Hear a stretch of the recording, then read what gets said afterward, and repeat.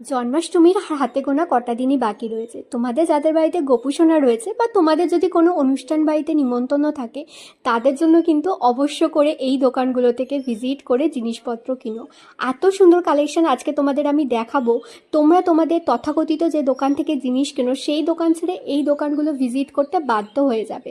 মাত্র 10 টাকা থেকে শুরুতে এই দোকানে গোপালের সমস্ত ধরনের জিনিস পাওয়া যায়, যেগুলো আমি সবকটা জানি না কেন আমার বাড়িতে গোপুসোনা নেই, আমার খুব ইচ্ছা আমি নিয়ে আসবো। এগুলো দেখলে পরে এত কিউট লাগে, এত সুন্দর লাগে, কি আর বলবো। এই পাগড়িগুলো 30 টাকা থেকে শুরুতে ছিল, আর যে গয়নাগুলো দেখলে এগুলো 20, 25, 30 টাকা থেকে স্টার্টিংয়ে পেয়ে যাবে।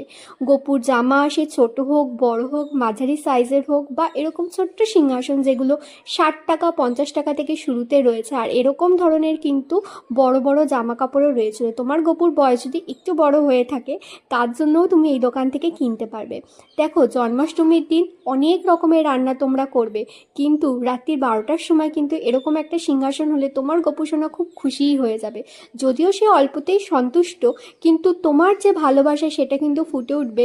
তুমি কতটা শ্রদ্ধা, ভক্তি আর কতটা পরিষ্কার মনে জিনিসটাকে সাজিয়ে দিচ্ছ। দেখো এই দোকানগুলোতে কতটা ভিড়, সবাই তোমার মতো জিনিসপত্র কিনছে। এই পালনাটার দাম ছিল 600 টাকা। গোপুসোনাকে খেতে দিয়েছে দেখে আমি তো বেজায় খুশি। সুরেন্দ্রনাথ কলেজ থেকে বাম দিকে রাস্তা ধরে সারি সারি দোকানগুলো পেয়ে যাবে। দেরি কেন, এক্ষুনি চলে যাও শপিং করতে।